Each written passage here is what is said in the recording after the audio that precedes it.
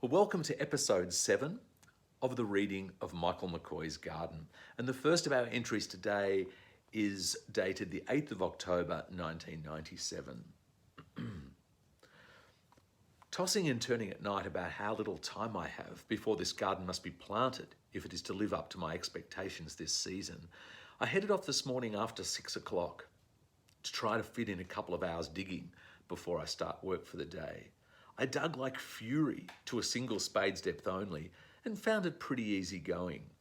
Nevertheless, my mind was going through cycles of, well, this isn't too bad, to look how much I'm getting through, to at this rate the job is going to take me forever, every 3 minutes or so.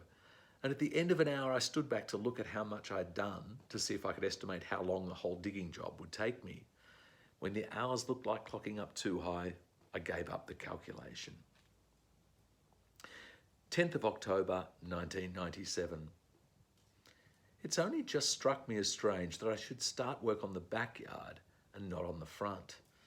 I guess that's because the front garden already looks okay. Well, it looks acceptable. But it has more to do with the fact that I think of the back garden as my own space and of the front garden belonging to everybody else, everyone who walks or drives by, and therefore I selfishly start on my own space first.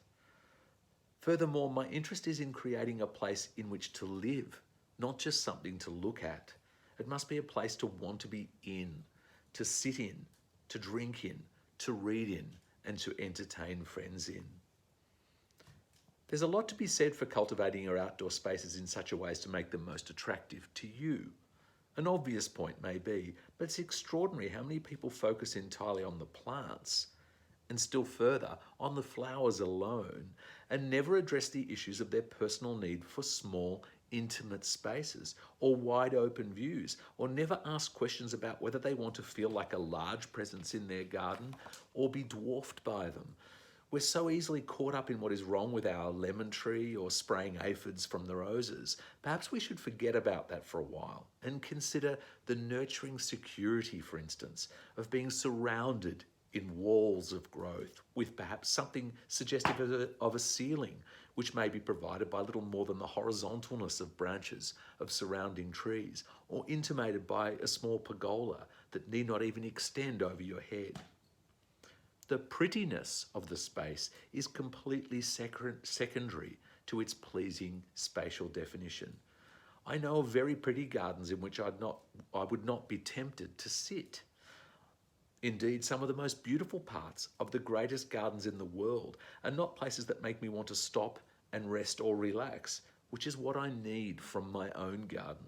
The places that have made me want to stop and sit were frequently the most simple and least showy parts of these gardens, but were spaces that had some other peculiarity of scale or intimacy.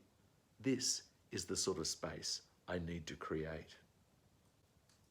I'm very much of the opinion that good gardens are primarily about really good spaces. We work so hard to focus on the way a garden looks and don't think nearly so much about how it feels.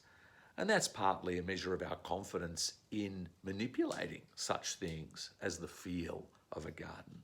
But as a designer, I know that the feel of it is primarily what I'm working with, and the look of it is absolutely secondary. And it's amazing how if you can create a space that feels just right, that envelops you in a really beautiful way, it really takes the pressure off it looking fantastic or amazing. And the corollary of that is that no matter how amazing a garden looks, if it doesn't feel right, you're never going to want to be in it. Anyway, join me for tomorrow for the next episode when I read about just how much I was despairing about the amount of work I'd committed myself to in order to achieve this garden fast. See you tomorrow.